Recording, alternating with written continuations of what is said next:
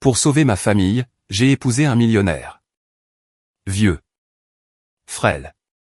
Lors de notre première nuit, quand je suis entré dans la chambre, mon mari a retiré son masque. Je l'ai regardé, et je me suis figé. C'était. La pluie balayait Peoria en lignes fines et irrégulières, tapotant doucement contre la fenêtre ternie de l'appartement des Sutton. Rachel Sutton resta là un long moment, le bout de ses doigts légèrement pressé contre la vitre fraîche. Le ciel de fin d'après-midi était d'un gris plat et épuisé, la même couleur que sa vie avait lentement prise au cours de l'année passée. À l'intérieur, l'air semblait lourd et vicié. Il était épais, saturé par l'odeur persistante de vieux médicaments et de linge humide qui ne semblait jamais sécher dans cet espace confiné. Derrière elle, le sifflement calme d'une respiration courte remplissait la pièce. Sa mère gisait, recroquevillée sous une couverture délavée, sa carrure autrefois robuste réduite à des angles fragiles et à des mains tremblantes. Une année de maladie aggravée l'avait vidée de sa substance, ne laissant derrière elle que l'épuisement et un doux sourire d'excuse qu'elle n'avait plus la force de maintenir. Rachel força une expression plus joyeuse en se tournant vers elle, la mémoire musculaire de faire semblant d'aller bien guidant son visage vers quelque chose de tendre. Elle avait passé des mois à perfectionner ce masque, sa façon à elle d'empêcher la peur de s'infiltrer dans les espaces que sa mère pouvait encore percevoir. Mais aujourd'hui, sous le poids de la pluie et la douleur sans fin de l'impuissance, le masque semblait fragile. Elle se déplaça silencieusement dans le minuscule appartement, prenant soin de ne pas troubler la paix précaire du moment. La kitchenette était à peine à quelques pas du lit, mais chaque mouvement ouvrir un placard, remplir la bouilloire, chercher la dernière tasse propre semblait être une lutte dans la boue. La vapeur s'éleva alors qu'elle préparait le thé, la chaleur se diffusant brièvement contre ses doigts froids. « Comment te sens-tu » murmura-t-elle, bien qu'elle en connaisse déjà la réponse. Sa mère hocha faiblement la tête, le regard vague. Rachel posa la tasse sur la table de chevet et borda la couverture autour de ses épaules, souhaitant pouvoir offrir quelque chose de plus puissant qu'un réconfort tiède. Dans l'étroit couloir, la vieille horloge murale faisait tic-tac avec une précision presque agressive. Chaque seconde ressemblait à un rappel, le temps avançait, mais les solutions, elles, n'arrivaient pas. La porte d'entrée s'ouvrit avec un léger grincement. Rachel se redressa instinctivement, sentant une tension avant même de le voir. Son père entra, secouant les gouttes de pluie de sa veste, le visage vidé de toute couleur. Ses mains tremblaient alors qu'il refermait la porte derrière lui. Elle ne demanda pas ce qui n'allait pas. Elle n'en avait pas besoin. La peur dans ses yeux lui disait tout. L'effroi qu'elle avait essayé de fuir les avait enfin rattrapés. Il s'attarda près de l'entrée, incapable de bouger ou de parler, comme si le simple fait de former des mots allait le briser. L'horloge devint plus bruyante, remplissant le silence jusqu'à ce qu'il ressemble à un pouls frappant contre les murs. « Papa » chuchota Rachel. Il la regarda alors vraiment regarder et le poids qu'il portait était indéniable. Quelque chose de terrible s'était produit, quelque chose qui allait tout changer une fois de plus, d'une manière dont elle n'était pas sûre d'avoir la force de faire face. La pluie continuait de tomber dehors, constante et indifférente, tandis que la pièce retenait son souffle, attendant que sa voix revienne. Le silence qui suivit parut plus lourd que l'air humide s'accrochant au mur de l'appartement. Rachel attendit, le cœur battant dans un rythme lent et douloureux. Son père finit par s'affaisser sur la chaise de cuisine usée, les pieds raclant le linoléum avec un bruit qui la fit sursauter. Il enfouit son visage dans ses mains, les épaules affaissées d'une manière qu'elle n'avait jamais vue auparavant.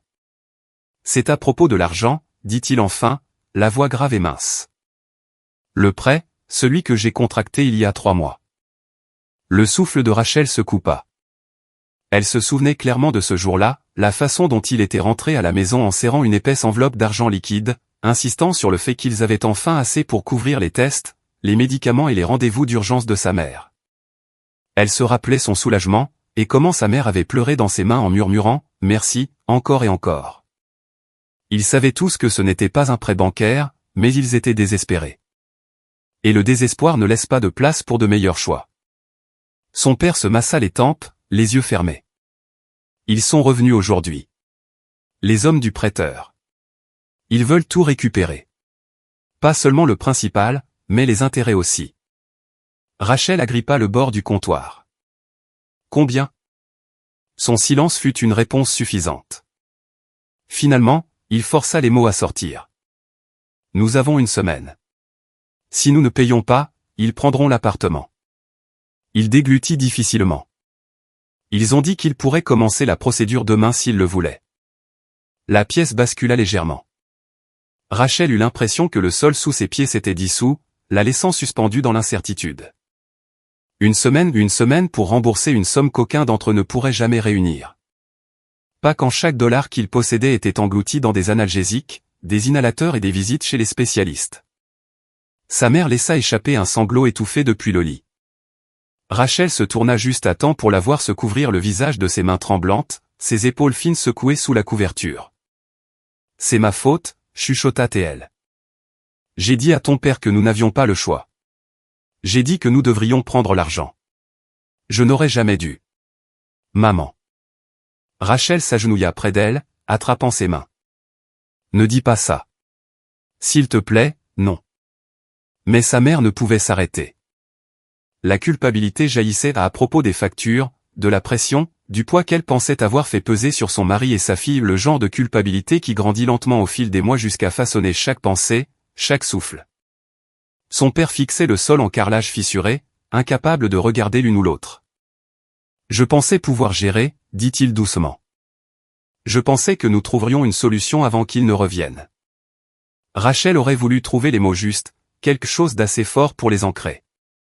Mais tout ce qu'elle ressentait, c'était la réalisation écrasante que leur problème ne se rapprochait plus d'eux, ils étaient déjà sur le pas de la porte, exigeant un paiement, et l'horloge au mur continuait d'avancer, constante et impitoyable, marquant le temps qu'ils n'avaient plus. Son père hésita avant de parler, comme si les mots eux-mêmes étaient trop lourds à soulever. Il joignit ses mains, serrant jusqu'à ce que ses articulations blanchissent. Quand il croisa enfin le regard de Rachel, il y avait quelque chose de brisé dans son expression, quelque chose qui l'avertissait que la phrase suivante changerait tout. Il y avait une autre option, dit-il doucement. Une alternative qu'ils ont offerte.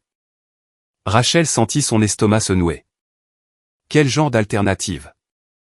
Son père déglutit péniblement, son regard dérivant vers la fenêtre comme s'il espérait que la pluie puisse laver la vérité. L'homme qui dirige l'organisme de près. Il t'a vu une fois, il y a des mois, quand il est venu vérifier l'appartement.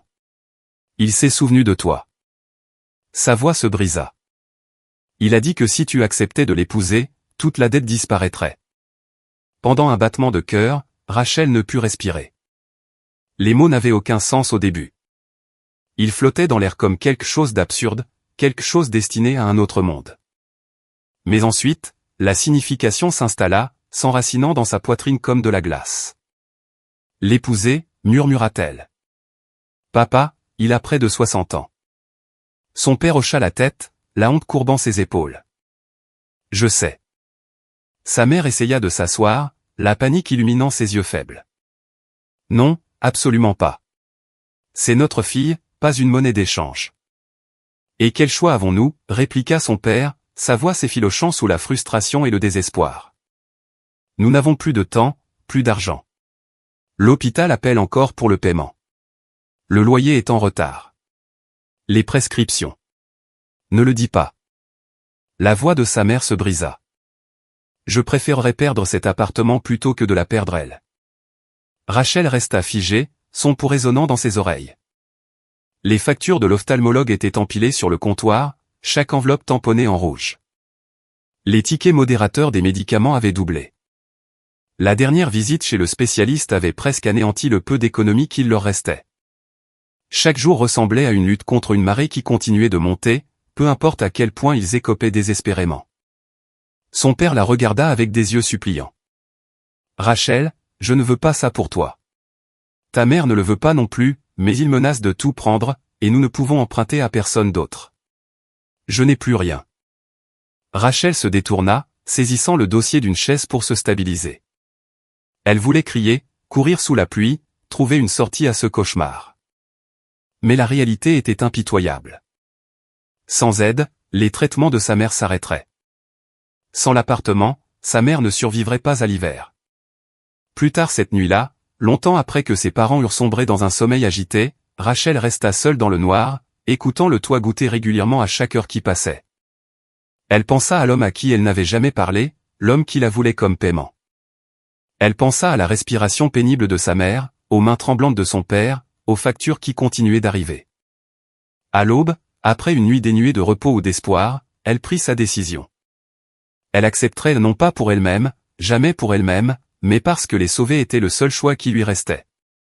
La voiture envoyée pour Rachel arriva juste après le lever du soleil, une berline noire et élégante qui semblait douloureusement déplacée sur le parking défoncé devant son immeuble. Elle hésita avant d'ouvrir la porte, jetant un dernier regard à la vie qu'elle laissait derrière elle, peinture écaillée, rampe d'escalier rouillée, odeur de béton humide. Puis elle monta à l'intérieur, les mains étroitement croisées sur ses genoux alors que le chauffeur démarrait.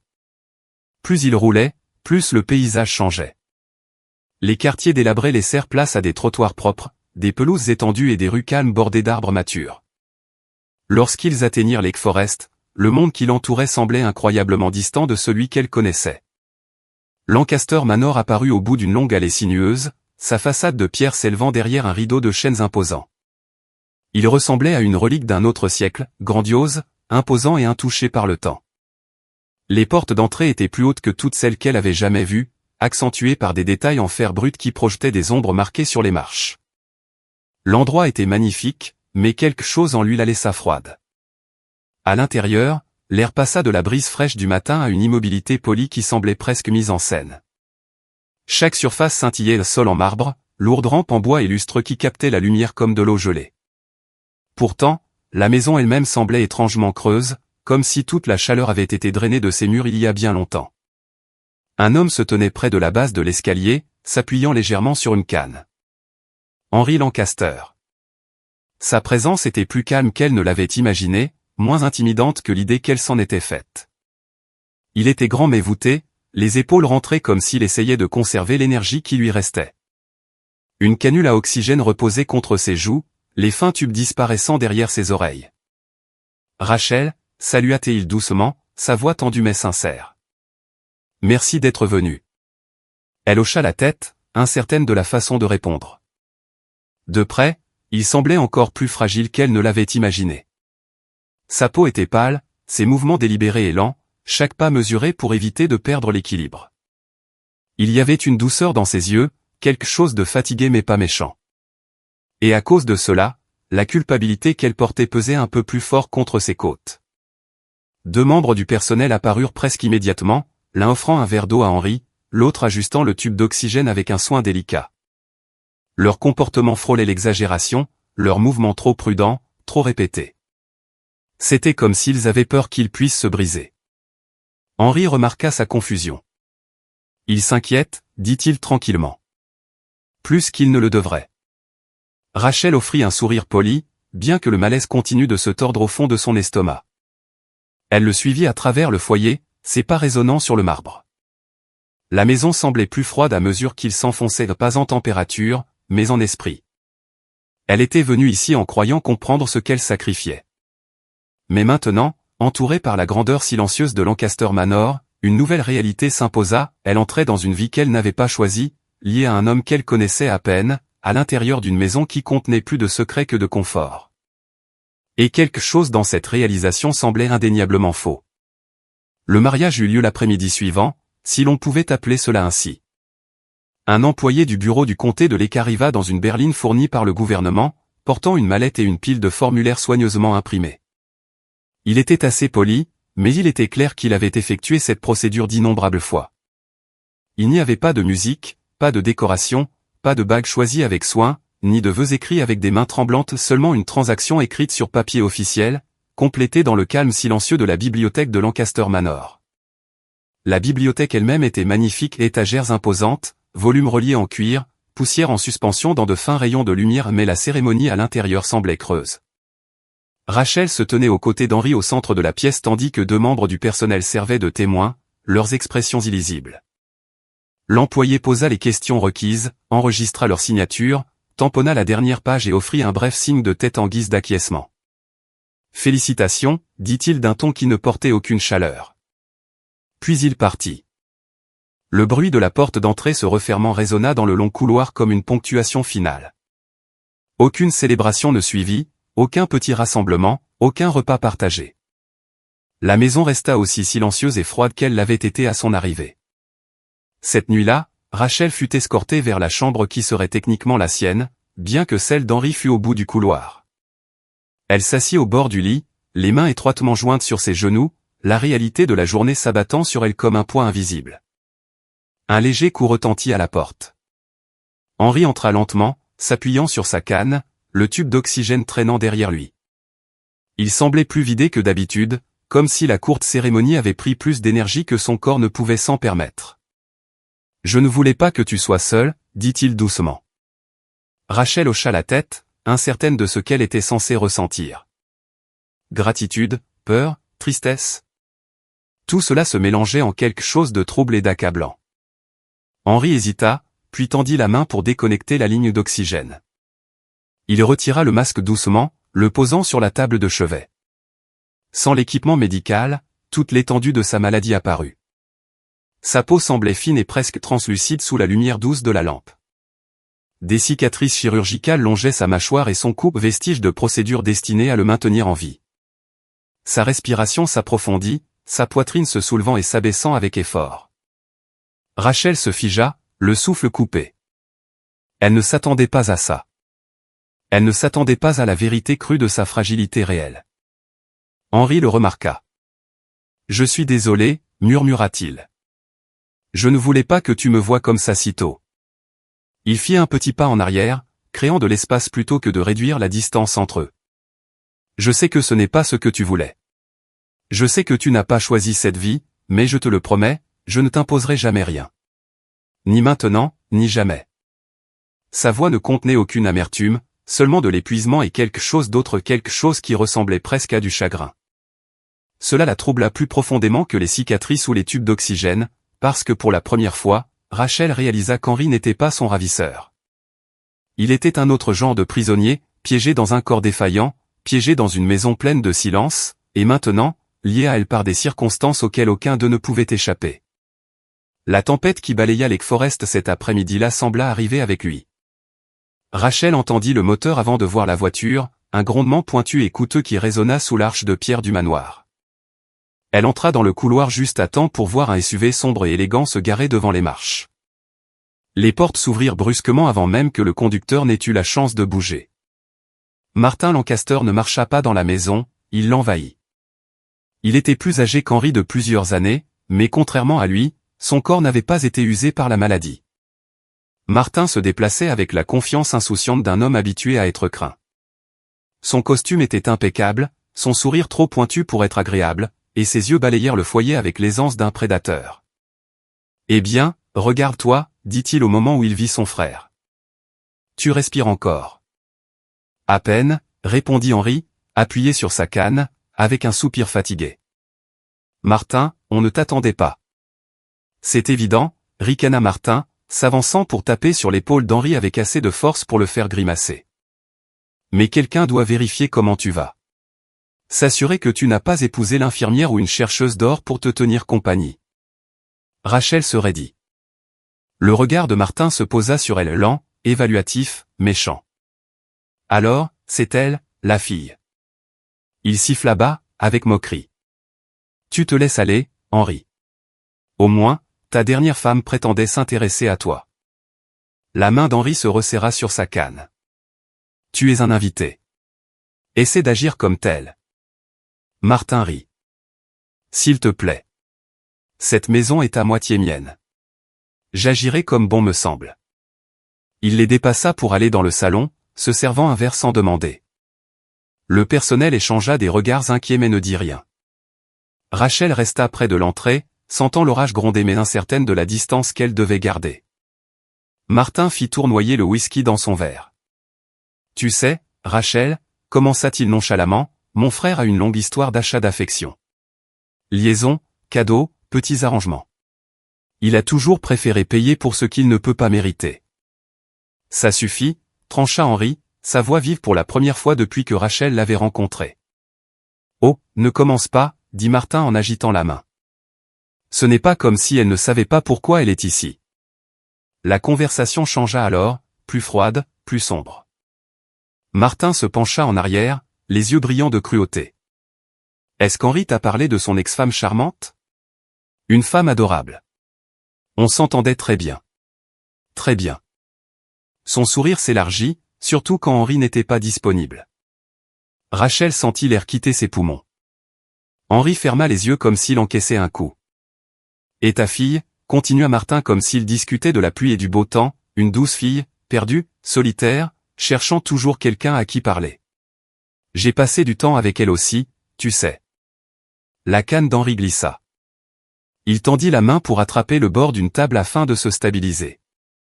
La voix de Martin baissa, venimeuse. Elle t'en voulait avant de mourir, Henri. Elle me l'a dit elle-même. Elle disait qu'elle aurait souhaité avoir un autre père. Rachel se figea. Elle n'avait pas voulu entendre cela. Elle n'avait pas voulu être aussi proche, mais les mots tranchaient à travers la pièce, profonds et impitoyables. Henri murmura, s'il te plaît, arrête. Martin finit son verre, le posa avec une précision délibérée et fit un sourire satisfait. Tu as construit toute ta vie sur des illusions, frère. Quelqu'un devrait le dire à la fille avant qu'elle ne se sente trop à l'aise. Puis il partit, ses pas résonnant dans le couloir jusqu'à ce que la porte claque derrière lui. Rachel resta secouée, la cruauté dont elle avait été témoin s'installant dans ses os. Henri resta au centre de la pièce, brisé d'une manière que la maladie n'avait jamais réussi à atteindre. L'atmosphère à l'intérieur de Lancaster Manor ne se remit jamais du départ de Martin. Les murs semblaient porter l'écho de sa cruauté, l'absorbant, l'amplifiant. Henri resta assis dans le salon longtemps après que son frère fut parti, fixant le sol avec une expression abasourdie et vide. Rachel resta à proximité, incertaine de devoir parler ou de le laisser avec son chagrin. Plus tard dans la soirée, Martin revint un pas à l'intérieur, mais s'attardant sur le seuil du salon avec un verre frais à la main, comme si la destruction qu'il avait causée plus tôt n'avait été qu'un échauffement. Alors, dit-il nonchalamment, as-tu pensé au testament? Henri se raidit. Rachel, qui se faufilait vers le couloir, s'arrêta. Martin s'avança davantage dans la pièce, tournant autour de son frère comme quelqu'un inspectant un animal blessé. Tu t'es marié de façon inattendue. Tu n'es pas exactement au sommet de ta forme. Cela semble être une période turbulente pour ta planification successorale. Henri expira lentement. J'ai l'intention de le réviser. Oh. Martin haussa un sourcil. Tu vas le réviser? Quand?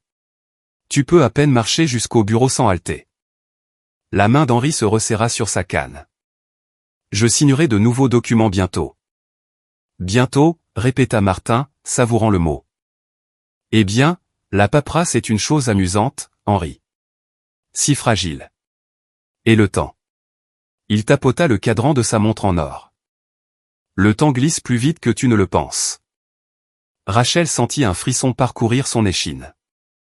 Martin se pencha juste assez pour faire sursauter Henri. Bien sûr, n'importe quoi pourrait arriver avant que ces nouveaux papiers n'apparaissent, non? Les maisons comme celle-ci ont des escaliers. Les cuisines ont des bords tranchants. Les cœurs lâches. Sors d'ici, chuchota Henri. Martin sourit, lentement et de façon empoisonnée. Je ne fais que m'inquiéter pour toi, frère. Rachel recula dans le couloir, le cœur battant. Mais Martin n'en avait pas fini. Il la suivit, fermant la porte du salon derrière eux avec un léger clic. Marche avec moi une seconde, murmura-t-il. Rachel ne bougea pas. Martin se pencha assez près pour qu'elle puisse sentir le whisky dans son haleine. Tu es nouvelle ici, alors laisse-moi te donner une petite leçon de famille. Elle déglutit difficilement. Si Henri meurt avant de signer quoi que ce soit de nouveau, tu sais ce qui arrive, n'est-ce pas? Elle ne répondit pas. Martin exhala un rire glacial et amusé. Tu n'obtiens rien. Absolument rien. Tu n'es pas protégé. Tu n'es pas en sécurité. Tu n'es même pas une note de bas de page. Ses yeux brillaient de satisfaction. Et moi? Il se tapota légèrement la poitrine. J'hérite de tout. La maison, le terrain, les comptes, chaque dernier dollar. Tout tombe directement dans mes mains. Rachel sentit le monde basculer légèrement. Elle savait que cet endroit cachait des secrets. Elle savait qu'Henri était vulnérable. Mais cette menace ouverte et calculée était tout autre chose. Martin se pencha plus près, sa voix tombant dans un murmure assez tranchant pour couper. Alors, pour ton bien, chère Rachel, prie pour que mon frère vive assez longtemps pour finir ses papiers. Il fit un pas en arrière avec un sourire qui n'atteignit pas ses yeux. passe une agréable soirée. Puis il disparut dans le couloir comme si rien de ce qu'il disait n'avait de conséquence. Rachel resta figée, la réalisation s'enfonçant profondément dans ses os. Le danger ne rôdait pas seulement dans cette maison. Il parcourait ses couloirs librement, souriant au passage. Lancaster Manor semblait toujours trop grand pour le nombre de personnes qui y vivaient. Mais Rachel comprit vite que rien dans la maison ne passait vraiment inaperçu, surtout pas par Mary Lou Harrington. Mary Lou servait la famille Lancaster depuis près de 4 décennies, assez longtemps pour que sa posture porte la discipline calme de l'habitude et de la loyauté. Elle se déplaçait dans les couloirs avec un pas feutré et une expression qui changeait rarement, mais ses yeux ne manquaient rien. Ils étaient vifs, stables et bien plus alertes que son âge ne le suggérait. Rachel la surprenait souvent en train d'observer, jamais grossièrement, juste avec attention, comme si elle cataloguait chaque changement dans la paix fragile du manoir. Un après-midi, alors que Rachel passait devant l'ouverture de la buanderie, Mary Lou appela son nom d'une voix basse. Mademoiselle Sutton. Rachel s'arrêta. Oui. Mary Lou regarda dans le couloir pour être certaine qu'elles étaient seules avant de s'approcher. Sa voix baissa davantage. Vous n'êtes pas en sécurité ici si vous faites confiance aux mauvaises personnes. Les mots frappèrent Rachel comme une brise froide. Mary Lou plia une serviette proprement, ses mains bougeant avec un calme exercé. Cette maison a vu des choses, des disputes, des trahisons, des secrets qui ne se sont jamais refermés. Son regard se fixa sur celui de Rachel. Si vous tenez à votre paix, ne faites confiance qu'à Monsieur Henry. Personne d'autre. Rachel déglutit. Pourquoi me dites-vous cela? Parce que j'ai regardé ces garçons, tous les deux, depuis qu'ils étaient jeunes, répondit Mary Lou. Je connais leur cœur. Monsieur Henry est gentil, mais il est fragile. Monsieur Martin. Elle hésita, cherchant le mot juste. Est un homme qui aime gagner, peu importe le coût. Un frisson parcourut l'échine de Rachel. Elle pensa au ricanement de Martin, à ses menaces, à la facilité cruelle avec laquelle il parlait de la souffrance d'Henry. Mary Lou posa la serviette pliée sur une étagère. Gardez la tête basse. Soyez prudente. Cette maison écoute. Rachel hocha la tête, ses mains tremblant légèrement alors qu'elle s'éloignait.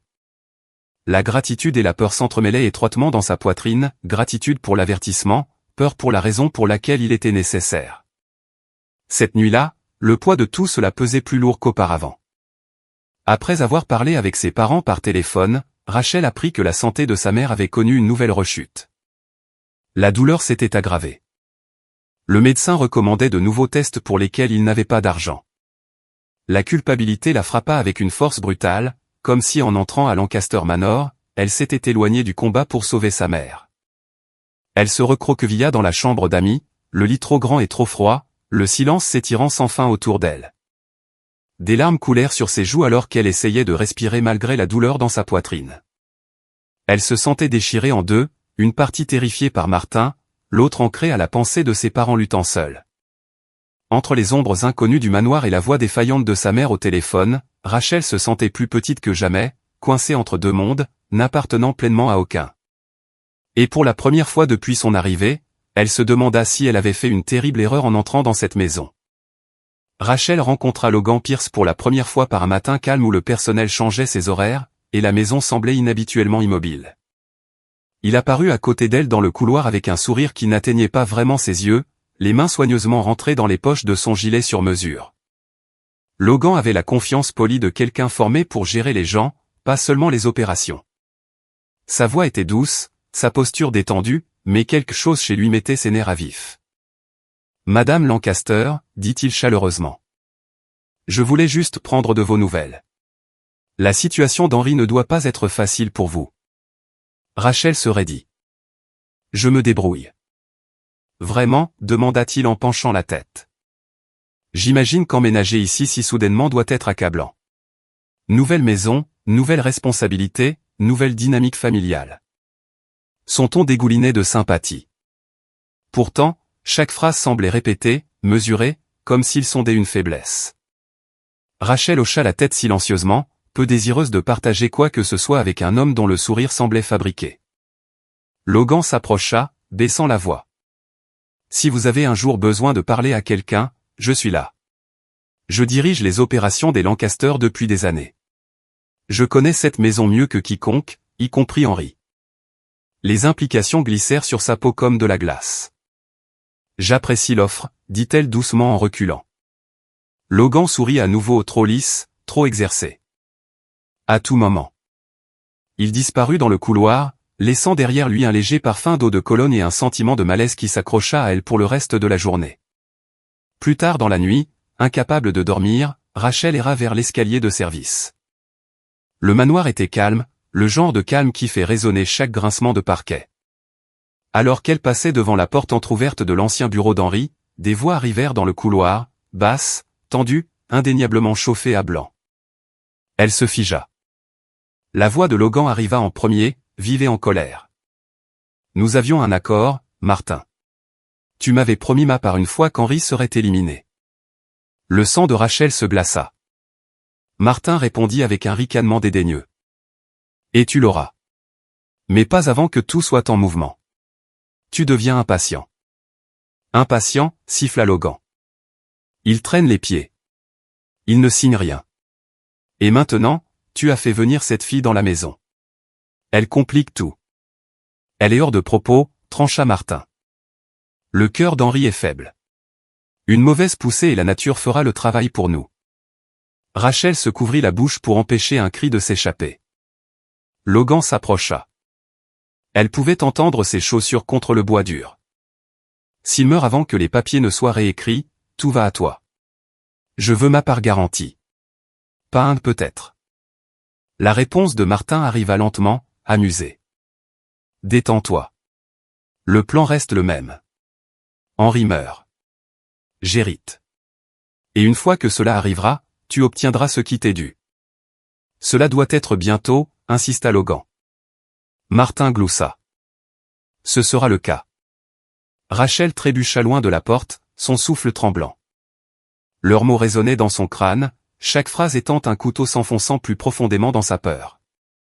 Ce n'était pas une question de documents successoraux, pas de manipulation, pas de manœuvre juridique. C'était un meurtre prémédité, calculé, déjà en mouvement. Et elle était piégée dans la même maison que les hommes qui le planifiaient. Les ombres de Lancaster Manor semblaient soudain vivantes, écoutant, attendant, se refermant sur elle. La nuit s'installa lourdement sur Lancaster Manor, le genre de nuit où les ombres s'accrochaient au mur et où chaque lampe semblait trop faible. Rachel marchait à côté d'Henry le long du couloir de l'étage, le guidant vers sa chambre après une longue et épuisante journée. Sa respiration était instable, chaque pas exigeant un effort attentif. Ils étaient à mi-chemin dans le couloir quand une forme se détacha de l'obscurité devant eux. Logan. Il s'avança avec une lente assurance, bloquant le chemin. Son costume était parfaitement repassé, son expression froide et délibérée. Plus de sourires chaleureux, plus de fausse sympathie. Dans sa main, brillant faiblement dans la pénombre, il y avait une arme. Le souffle de Rachel se coupa. Henry serra sa canne. Enfin, traîna Logan, verrouillant la porte derrière eux avec un léger clic. J'attendais le bon moment. Rachel se plaça instinctivement devant Henry.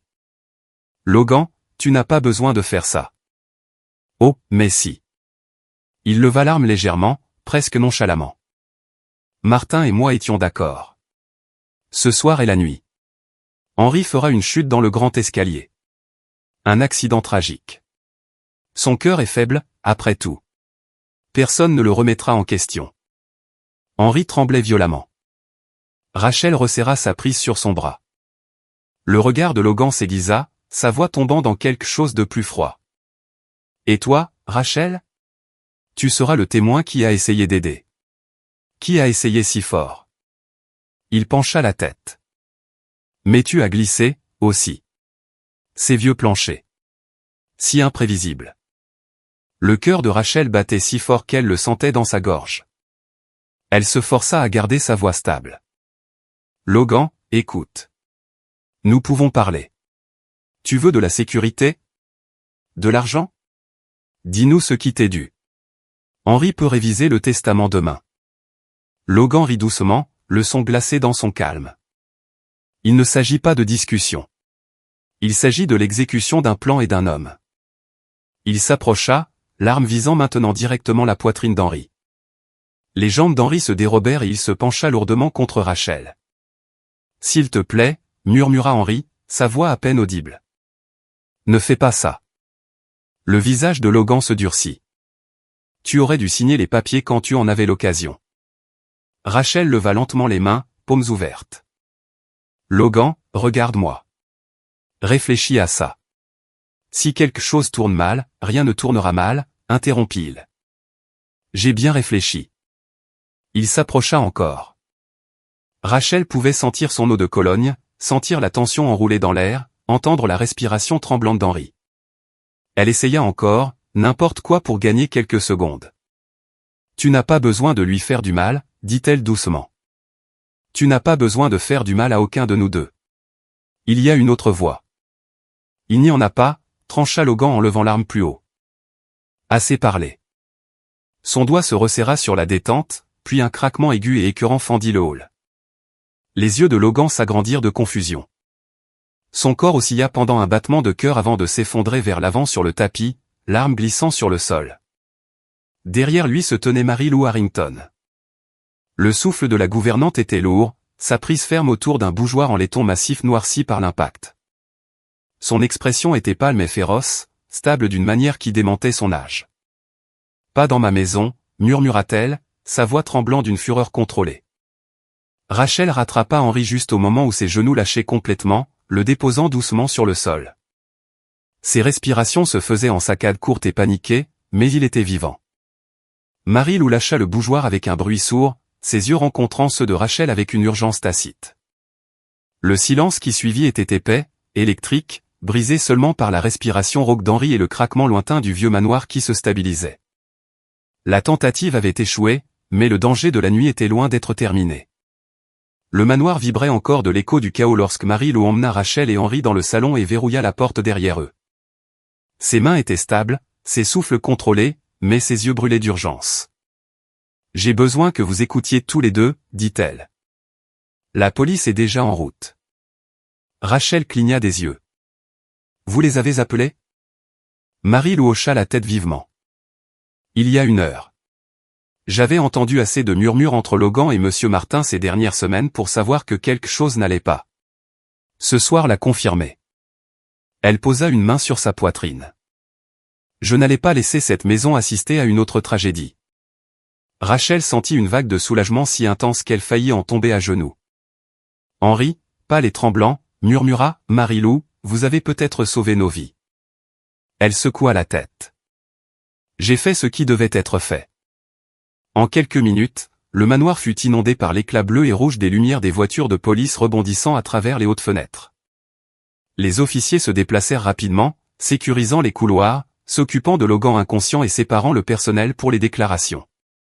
Rachel resta près d'Henri, sa main serrant la sienne étroitement alors que les détectives reconstituaient les fils brisés de la conspiration.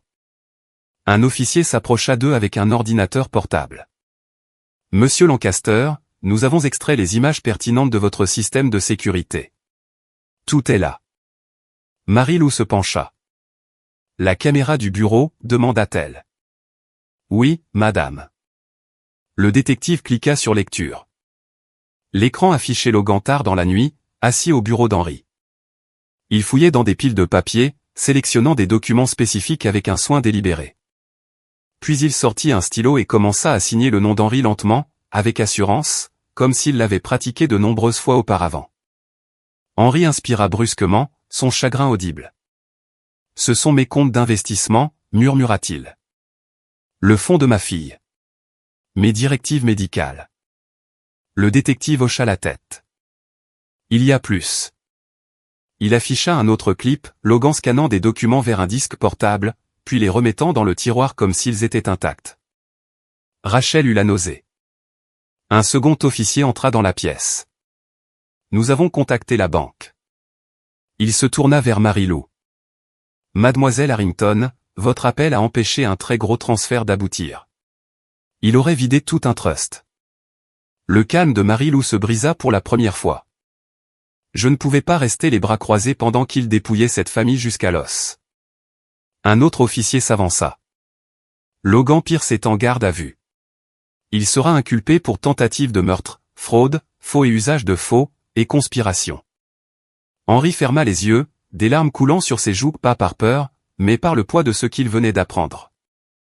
Des années de loyauté en lesquelles il croyait, des partenariats auxquels il se fiait, des gens qu'il traitait comme de la famille, tout cela s'effondrant en une seule nuit. Et Martin, demanda doucement Rachel. Appréhendé, dit le détective. Il a essayé de quitter sa maison par une entrée latérale. Nous l'avons amené pour interrogatoire. Il n'ira nulle part. Les mots restèrent suspendus dans l'air comme un verdict final. Les épaules d'Henri s'affaissèrent, sa canne tremblant sous sa main. Mon propre frère, murmura-t-il, la voix brisée. Tout ce temps. Rachel posa une main sur son dos, le stabilisant, l'ancrant. La conspiration avait volé en éclats, mais aussi les restes de la foi d'Henri dans la famille qu'il croyait autrefois avoir. L'hiver fondit lentement pour laisser place au printemps, et avec lui, le poids suffocant qui pesait sur les épaules de Rachel depuis des mois commença enfin à se soulever. Les rapports de police furent terminés, les déclarations déposées et les enquêtes closes. Logan et Martin ne reviendraient pas ni au manoir, ni dans la vie d'Henri, ni dans la paix fragile à laquelle ils s'accrochaient encore. Pour la première fois depuis ce qui semblait être une éternité, Rachel s'autorisa à respirer sans peur. Une semaine après les arrestations, son père appela avec une sorte de soulagement tremblant qu'elle n'avait pas entendu dans sa voix depuis des années. La dette, ce fardeau cruel et prédateur qui les avait écrasés, avait disparu, officiellement annulé. Les enquêteurs l'avaient retracé jusqu'aux mêmes manipulations financières que Logan orchestrait depuis des mois. Avec le dossier maintenant ouvert et son réseau frauduleux exposé, le prêt fut déclaré nul. La mère de Rachel recommença à recevoir un traitement approprié. Les médecins ajustèrent ses médicaments, programmèrent de nouveaux tests et, pour une fois, parlèrent de son pronostic avec un optimisme prudent. Sa respiration s'apaisa. Sa douleur diminua. Les ténèbres entourant leur famille commencèrent enfin à s'éclaircir. Rachel pleura quand elle apprit la nouvelle et des larmes calmes, épuisées, qui semblaient être une délivrance. De retour à Lancaster Manor, le rétablissement d'Henri se déroula lentement mais sûrement. Des kinésithérapeutes passèrent 3 fois par semaine, le guidant à travers des exercices prudents. Au début, il ne pouvait faire que quelques pas avec un déambulateur, puis quelques autres. Sa respiration se renforça. L'équipement à oxygène devint quelque chose qu'il utilisait moins fréquemment. Sa voix retrouva une partie de sa fermeté, bien que ses yeux portent encore la douceur meurtrie de quelqu'un qui reconstruit sa confiance dans le monde. Rachel resta non pas parce qu'elle lui devait quelque chose, pas par dette, pitié ou obligation, mais parce que quelque chose avait changé entre eux après la nuit de la tentative. Dans les suites de la peur, une vérité plus douce avait émergé. Elle tenait sincèrement à lui pour la façon calme dont il demandait toujours des nouvelles de ses parents, pour l'humour doux qui revenait au fur et à mesure que sa force revenait, pour la bravoure qu'il lui avait fallu pour affronter les trahisons qu'il avait presque détruites. Lancaster Manor se transforma lentement, aussi. Marie-Lou commença à ouvrir les fenêtres à nouveau, laissant le vent frais balayer les ombres viciées des pièces. Les rideaux furent lavés, les meubles réarrangés, des coins dépoussiérés qui n'avaient pas vu la lumière depuis des années. L'air prit une qualité différente, moins lourd, plus vivant. Henri parcourait les couloirs chaque matin, s'appuyant sur sa canne mais ne tremblant plus. Rachel marchait souvent à ses côtés, adaptant son rythme au sien. Parfois il parlait, d'autres fois, le silence suffisait. Et Rachel, elle commença à sourire à nouveau. Pas les sourires polis et étranges qu'elle utilisait pour cacher sa peur, mais de vrais sourires petits, chaleureux, authentiques. Un soir, alors que le soleil descendait bas sur le lac, peignant les murs de pierre en ambre, Rachel se tint à l'une des hautes fenêtres et regarda Henri faire son chemin lent et déterminé à travers le jardin avec Marie-Lou à ses côtés. Ses pas étaient prudents, mais ils étaient stables. Elle sentit quelque chose s'apaiser en elle, quelque chose de calme et profondément humain. Aucune grande victoire n'était arrivée. Aucune magie. Aucune justice balayante qui effaçait le passé. Juste la paix. Juste la sécurité. Juste le premier indice d'une vraie guérison. Et pour Rachel, après tout ce qui était arrivé, c'était plus que suffisant.